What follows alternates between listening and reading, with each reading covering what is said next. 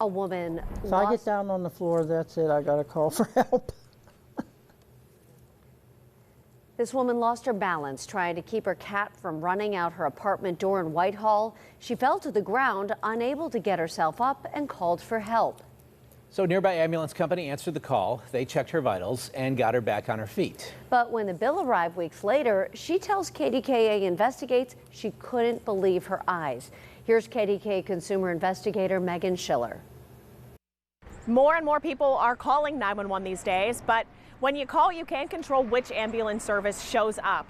It just depends on who's free at the time. What is that over there? Kathleen Notek lives alone with her cat, and that cat inadvertently caused an expensive fall. So I just sat down on the floor and called the ambulance service, and unfortunately it wasn't the same group that usually comes here.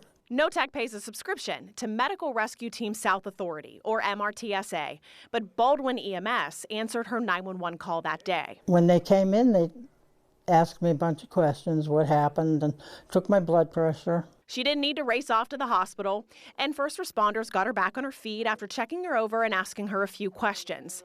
But the bill shocked her, $891. For that kind of I would think a couple $100. Kathy's niece Martha called Baldwin EMS and thankfully negotiated a discount.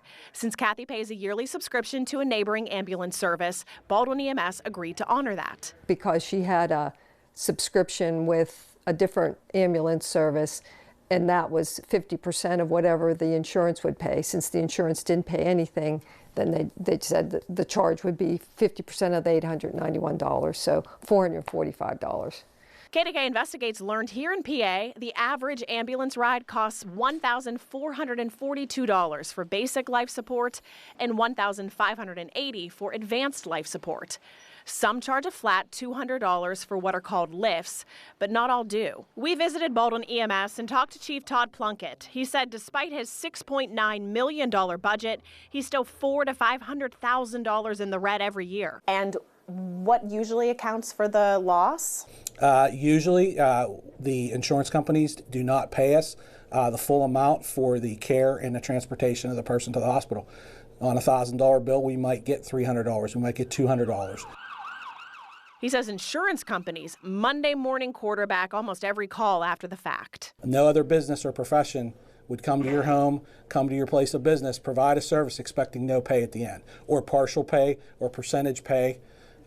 Without some type of agreement. Because there's no blanket agreement in the industry, every ambulance company is trying different things to stay afloat. So a lot of the charges vary from community to community, and it's not very transparent. Patricia Kelmer works with PIRG, the Public Interest Research Group. She says people are now protected from surprise medical bills thanks to Congress's No Surprises Act, but no one's protected from surprise ambulance bills. She says the issue did come up, but Congress chose not to include those protections for now and instead created a committee to look deeper into it. Did that work? So the committee was appointed and I served as the consumer patient representative. We put together recommendations that were sent to Congress in September of 2024, and we have yet to see action by Congress. For Kalmar, until Pennsylvania can come up with a consistent pricing system, she suggests you read the language closely before paying for a subscription to any local ambulance fleet. It's a buyer beware situation. We don't really recommend them because they are so minimally useful. However, she says subscriptions could help some people looking for transportation back and forth to somewhere other than a hospital, like a nursing home. Chief Plunkett says his ambulance company can't provide those types of rides, but does cover 100% of the bills for subscription members. But right now, if you're a subscriber, you're a subscriber. And now our subscription rates sometimes go up to $95 to $105 a year.